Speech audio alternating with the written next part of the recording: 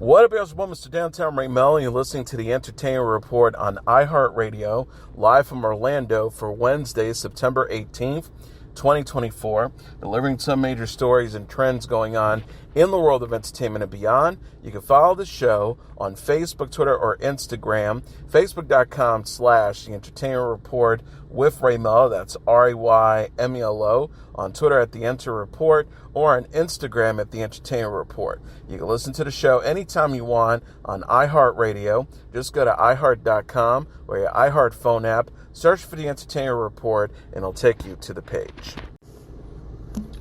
Sean Diddy Combs is staying locked up after a judge Wednesday rejected the hip-hop mogul's proposal that he await his sex trafficking trial in the luxury of his Florida mansion instead of a grime Brooklyn federal jail.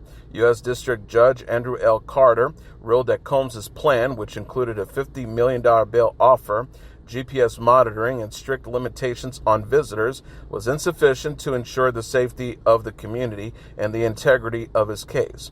Carter, agreeing with prosecutors who fought to keep Combs in jail, found that no condition or set of conditions governing his release could guard against the risk of him threatening or harming witnesses, a central charge in his case. Combs' lawyers were making their second attempt in as many days to spring him from the Metropolitan Detention Center in Brooklyn, where he has been held in the special housing unit since pleading not guilty Tuesday to charges he physically and sexually abused women for years. A federal magistrate rejected Combs' initial request for bail on Tuesday.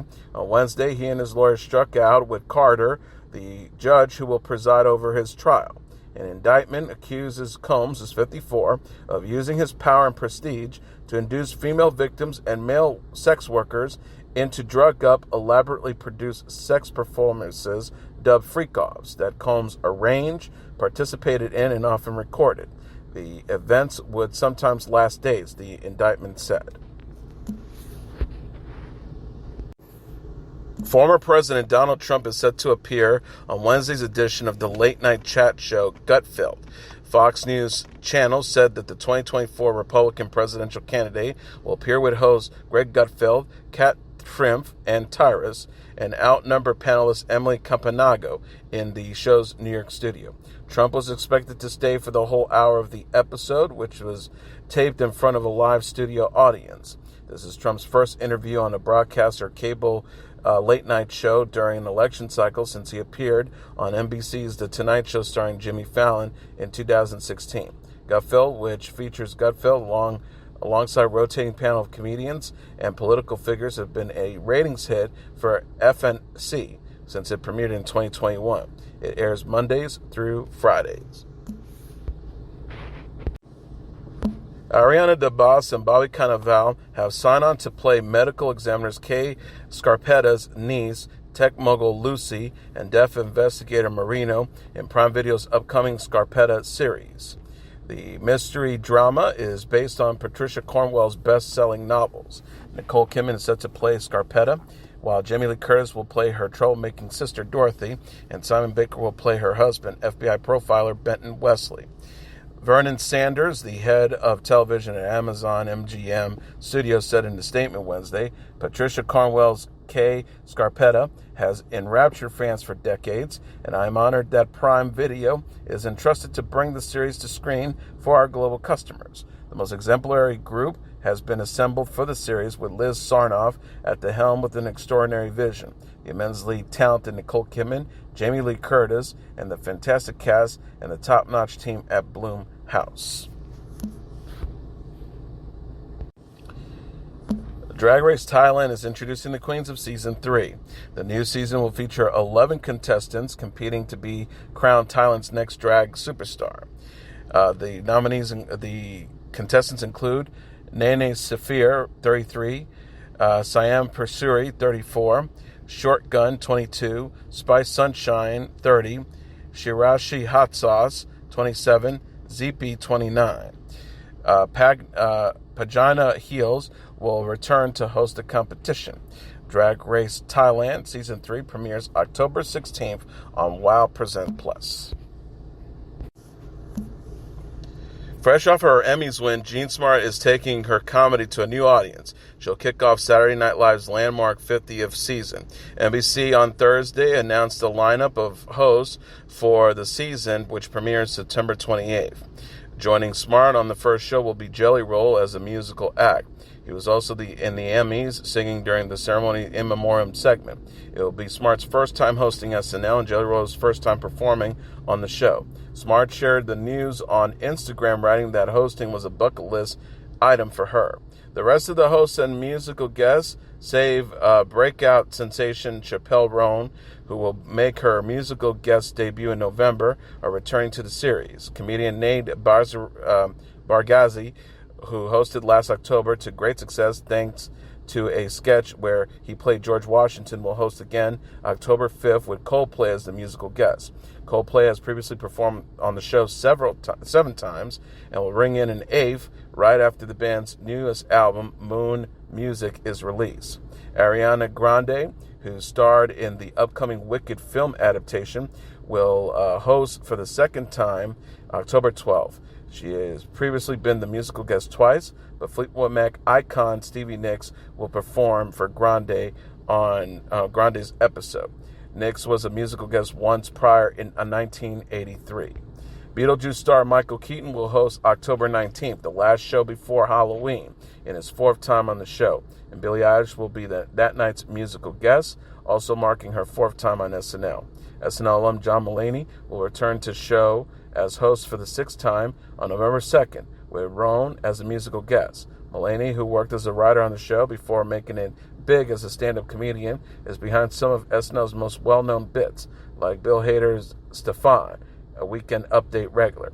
The 50th season has been highly anticipated during the show's summer hiatus, with fans calling for Maya Rudolph to reprise her role as Kamala Harris and clamoring for Tim Waltz lookalike Steve Martin to make an appearance as the vice president candidate, a role he has since declined.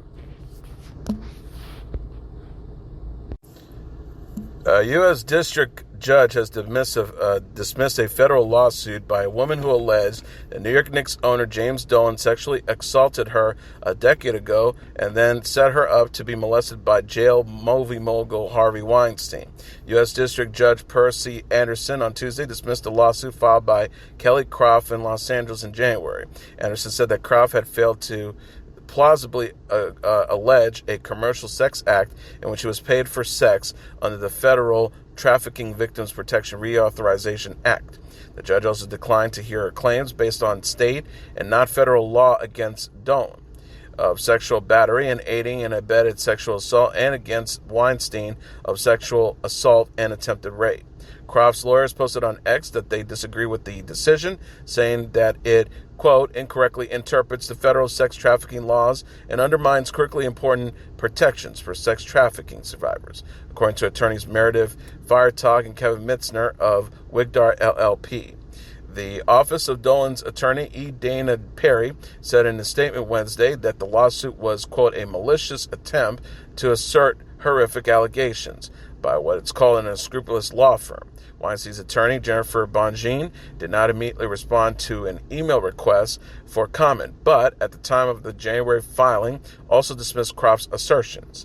According to the lawsuit, Croft was a licensed massage therapist in 2013 working on a tour for the Eagles, in which Dolan's band, J.D. and the Straight Shot, opened for the rock band. Dolan allegedly used his influence on the tour to repeatedly manipulate and pressure Croft to submit to sex with him, the lawsuit stated. It claimed Dolan orchestrated a meeting between Croft and Weinstein, a friend of his, in a hotel elevator in early 2014. She alleged in her lawsuit that Weinstein sexually assaulted her in a hotel room. The Associated Press does not typically name people who say they were sexually assaulted unless they come forward publicly or consent to be as identified as Croft has done.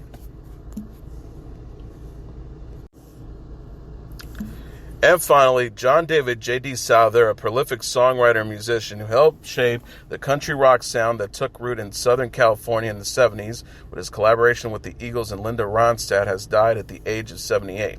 Souther, who collaborated with some of the Eagles' biggest hits, such as Best of My Love, James Dean, New Kid in Town, and Heartache Tonight, died Tuesday in his home in New Mexico, according to an announcement on his website. He also worked with James Taylor, Bob Seger, Bonnie Raitt, and many more, and also found success as a solo artist. He was about to start a tour with Carly Bonoff in September 24th in Phoenix. That has now been canceled. When he was inducted into the Songwriters Hall of Fame in 2013, Souther was described as a principal architect of the Southern California sound and a major influence on a generation of songwriters. He was also at the heart of the social scene. His girlfriends include Ronstadt, Joni Mitchell, and Stevie Nicks, who, in a 1982 interview with High Times magazine, remembered him as a very, very, very male chauvinist and very sweet and cute and wonderful, but very Texas. Souther was born in Detroit, but grew up in Amarillo, Texas.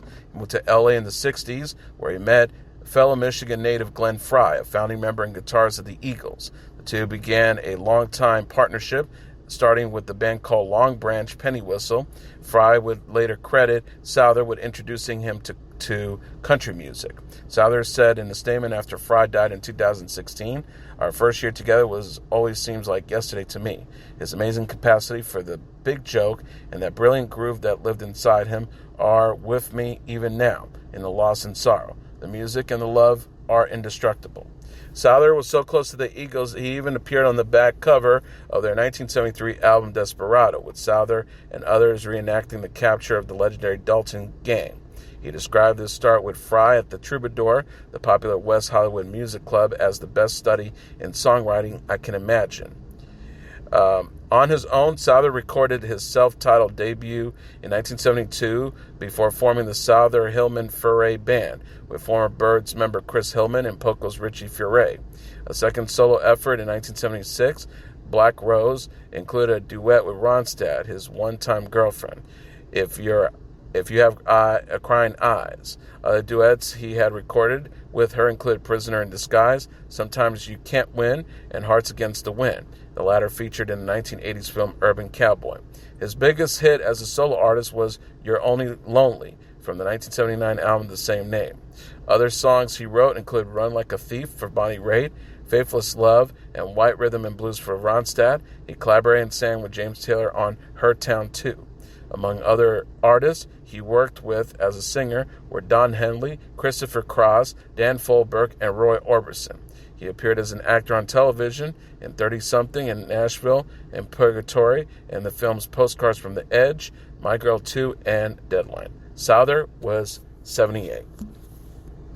And that is your entertainment report for Wednesday, September 18th, 2024. I'm your host, Mr. Downtown Ray Melo. I'll be back tomorrow to deliver some major stories and trends going on in the world of entertainment and beyond. You can follow the show on Facebook, Twitter, or Instagram. Facebook.com/The Entertainment Report with Ray Melo. That's RAYMELO. On Twitter at The Enter Report, or on Instagram at The Entertainment Report. You can listen to this episode or any previous episodes of The Entertainment Report anytime you want on iHeartRadio. Just go to iHeart.com or your iHeart phone app, search for The Entertainment Report, and it'll take you to the page. Good night, and God bless you all.